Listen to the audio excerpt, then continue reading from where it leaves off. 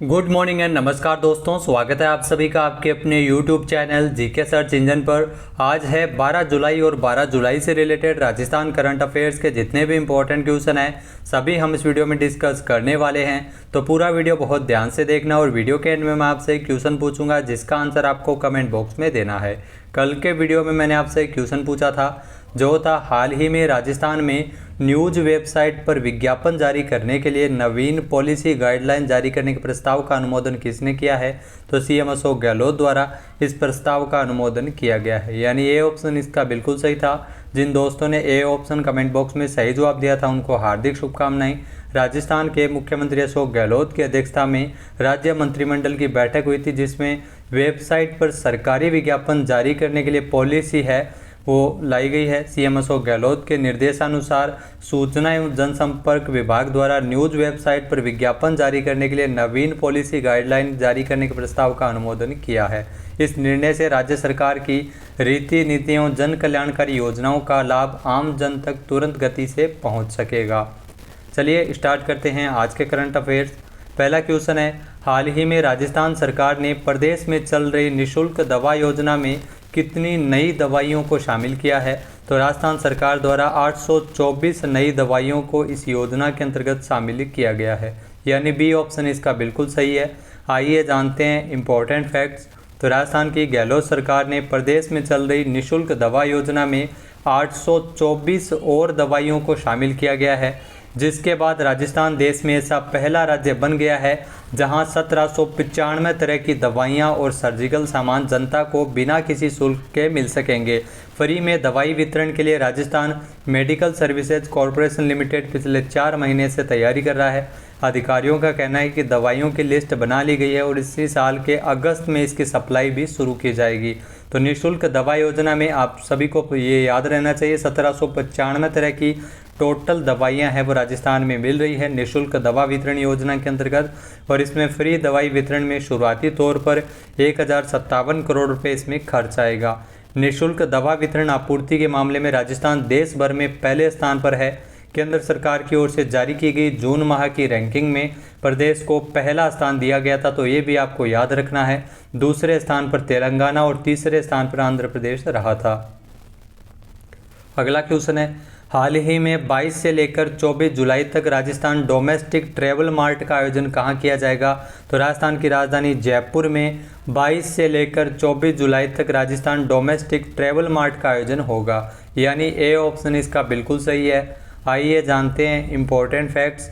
तो Rajasthan domestic travel mart जो 22 से लेकर 24 जुलाई तक राजस्थान की राजधानी जयपुर में आयोजित किया जाएगा। ट्रैवल मार्ट का उद्घाटन होटल क्लार्क्स आमेर जयपुर में इसका आयोजन होगा और इस कार्यक्रम में पर्यटन मंत्री विश्वेंद्र सिंह भी शामिल होंगे।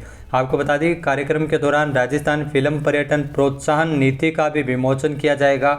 इस ट्रैवल मार्ट में देश भर के विभिन्न राज्यों से तकरीबन 250 डोमेस्टिक टूरिस्ट ऑपरेटर्स इसमें भाग लेंगे। इसके अलावा आपको बता दें कि जो कार्यक्रम का मुख्य उद्देश्य राजस्थान को फिल्म शूटिंग डेस्टिनेशन के रूप में स्थापित करने और राजस्थानी भाषा के फिल्म निर्माण को बढ़ावा देने के लिए राजस्थान फिल्म पर्यटन प्रोत्साहन नीति भी लाई गई है। अगला क्वेश्चन है, हाल ही में राजस्थान के शिक्षा में बढ़ते कार्यक्रम का वर्चुअली शुभारंभ किसके द्वारा किया गया था। तो राजस्थान के शिक्षा में बढ़ते कार्यक्रम, इस कार्यक्रम का वर्चुअली शुभारंभ सीएम अशोक गहलोत द्वारा किया गया था। ए ऑप्शन इसका बिल्कुल सही है।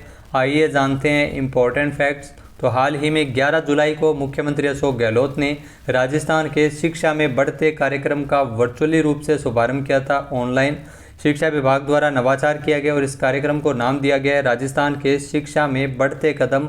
और इस कार्यक्रम को मुख्यमंत्री अशोक गहलोत द्वारा वर्चुअल रूप से इसका शुभारंभ किया गया था। नवाचार कार्यक्रम राजस्थान में शिक्षा के बढ़ते कदम में कक्षा 1 से लेकर 8वीं तक के विद्यार्थियों को रीमेडिएशन हेतु इसमें आरंभ किया गया है। और इस कार्यक्रम का वर्तमान एवं फील्ड ओरिएंटेशन कार्यक्रम का उद्घाटन सीएम अशोक गहलोत द्वारा किया गया था। इस कार्यक्रम में तकरीबन 3,07,000 शिक्षक है वो वर्चुअल रूप से जुड़े थे।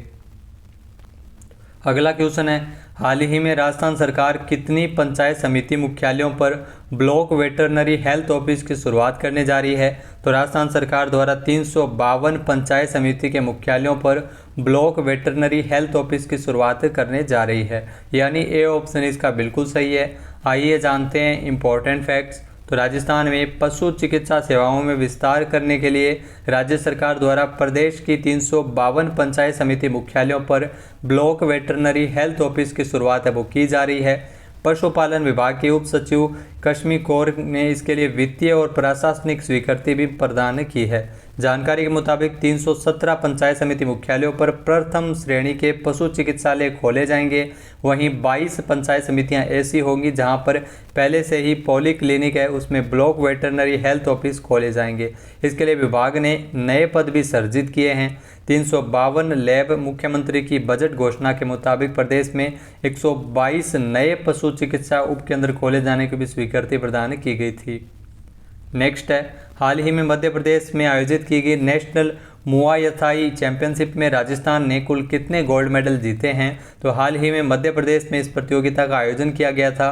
चैंपियनशिप में राजस्थान ने टोटल 14 गोल्ड मेडल इस प्रतियोगिता में जीते हैं, यानी ए ऑप्शन इसका बिल्कुल सही है। आइए जानते हैं इम्पोर्टेंट फैक्ट्स। तो देवास मध्य प्रदेश में आयोजित की गई नेशनल मुआय थाई चैंपियनशिप में राजस्थान ने 14 गोल्ड मेडल, 8 सिल्वर मेडल और 15 ब्रॉन्ज मेडल जीते हैं। इस चैंपियनशिप में जयपुर की तनुश्री भारद्वाज ने सीनियर महिला कैटेगरी में स्वर्ण पदक जीता है। वह फाइट में चैंपियनशिप बेल्ट जीतने वाली राजस्थान की पहली खिलाड़ी बनी है। इसके अलावा आपको बता दें कि इस चैंपियनशिप में 26 राज्यों के 950 से अधिक खिलाड़ियों और अधिकारियों ने इसमें हिस्सा लिया था। नेक्स्ट है, राजस्थान में महिला सशक्तिकरण को बढ़ावा देने हेतु प्रदेश में कितने स्वयं सहायता समूह के गठन की कार्य योजना बनाई गई है? तो 50,000 स्वयं सहायता समूह के गठन की कार्य योजना बनाई गई है, यानी बी ऑप्शन इसका बिल्कुल सही है। आइए जानते हैं important facts.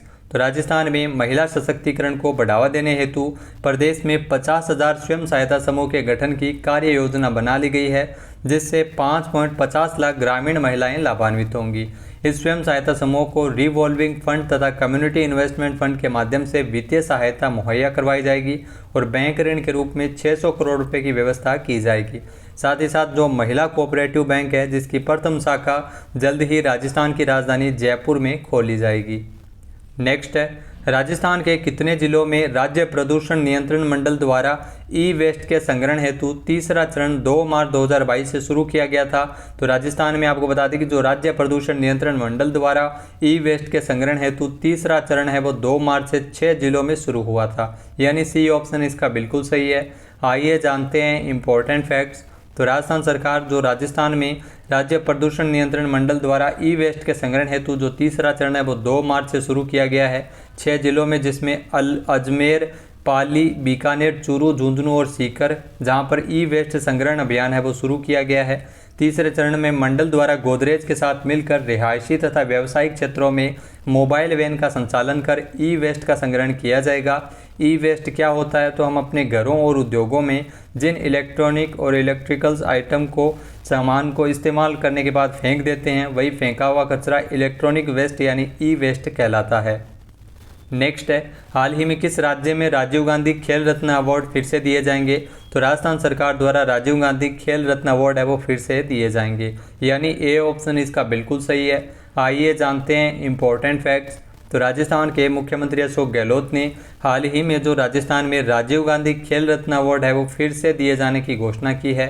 CM Ashok Gehlot द्वारा बताया गया कि जो राजस्थान में राजीव गांधी ग्रामीण ओलंपिक जो 29 अगस्त से शुरू होंगे, इसमें सभी उम्र के 27 लाख से अधिक खिलाड़ी भी शामिल हो रहे हैं। तो राजीव गांधी खेल रत्न अवार्ड दिए जाएंगे।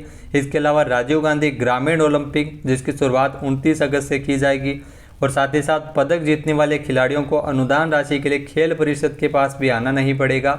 इस प्रक्रिया को सुलभ और सरल बनाने के लिए एक ऑनलाइन पोर्टल की भी शुरुआत की गई है।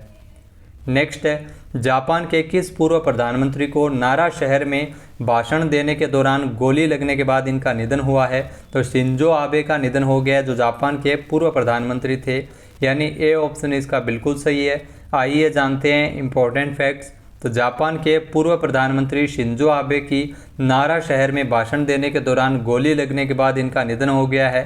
शिंजो आबे जिनका जन्म 1954 में जापान में एक राजनीतिक परिवार में हुआ था, उनके पिता शिंतारो आबे भी नेता थे और जापान के विदेश मंत्री रह चुके हैं। इसके अलावा 2006 में शिंजो आबे दूसरे विश्व युद्ध के बाद जापान के सबसे कम उम्र के प्रधानमंत्री बने थे। हालांकि उन्होंने उसी साल इस्तीफा दे दिया था और साल 2012 और 2012 से लेकर 20 तक जापान के ये प्रधानमंत्री रहे थे। शिंजो आबे ने सेहत से जुड़ी समस्याओं के कारण 2020 में इस्तीफा दे दिया था। इसके अलावा खास बात आपको ये याद रखनी है कि भारत सरकार द्वारा जापान के प्रधानमंत्री शिंजो आबे को पब्लिक अफेयर्स कैटेगरी में पद्म विभूषण पुरस्कार से भी नवाजा गया था। तो ये क्वेश्चन यहाँ से डायरेक्ट पूछा जा सकता है क्योंकि इनका हाल ही में निधन हो गया है और इनको पद्म विभूषण पुरस्कार है वो भारत सरकार द्वारा दिया गया था। नेक्स्ट क्वेश्चन है, हाल ही में नागरिक उड्डयन मंत्री ज्योतिरादित्य सिंधिया को किस मंत्रालय का अतिरिक्त प्रभार सौंपा गया है? तो ज्योतिरादित्य सिंधिया जो नागरिक उड्डयन मंत्री है और इनको इस्पात मंत्रालय का भी अतिरिक्त प्रभार सौंपा गया है, यानी ए ऑप्शन यहाँ पर बिल्कुल सही है। स्मृति ईरानी को भी आपको बता दी कि अल्पसंख्यक मामलों के मंत्रालय का प्रभार इनको सौंपा गया है। आइए जानते हैं इंपॉर्टेंट फैक्ट्स। तो आपको बता दें कि नागरिक उड्डयन मंत्री ज्योतिरादित्य सिंधिया को इस्पात मंत्रालय का अतिरिक्त प्रभार दिया गया है। ज्योतिरादित्य सिंधिया मध्य प्रदेश से भाजपा के राज्यसभा सांसद है। वे मार्च 2020 में कांग्रेस से इस्तीफा देकर भारतीय जनता पार्टी यानी बीजेपी में शामिल हुए थे। महिला एवं बाल विकास मंत्री स्मृति ईरानी को भी अल्पसंख्यक मामलों के मंत्रालय का अतिरिक्त प्रभार सौंपा गया है। मुख्तार अब्बास नकवी के पद के इस्तीफे के बाद महिला एवं बाल विकास मंत्री स्मृति ईरानी को अल्पसंख्यक कार्य मंत्रालय का अतिरिक्त प्रभार इनको दिया गया है। बात कर लेते हैं आज के हमारे क्विज की। तो आज का हमारा क्विज है, हाल ही में जयपुर के युवा उद्यमी शिवम पटेल को 10 जुलाई को जयपुर में आयोजित एक समारोह में किसके द्वारा सम्मानित किया गया था? एक बार फिर से सुनिएगा, जयपुर के युवा उद्यमी शिवम पटेल को 10 जुलाई को जयपुर में आयोजित एक समारोह के दौरान किसके द्वारा सम्मानित किया गया था? इसका सही आंसर आपको कमेंट बॉक्स में देना है। और अगर ये वीडियो आपको पसंद आए तो इसे लाइक और शेयर जरूर कीजिएगा। साथ ही साथ हमारे चैनल को भी जरूर सब्सक्राइब करें। PDF फाइल आप वीडियो के डिस्क्रिप्शन बॉक्स से डाउनलोड कर सकते हैं और इस क्वेश्चन का आंसर आप वोट करके भी कर सकते हैं।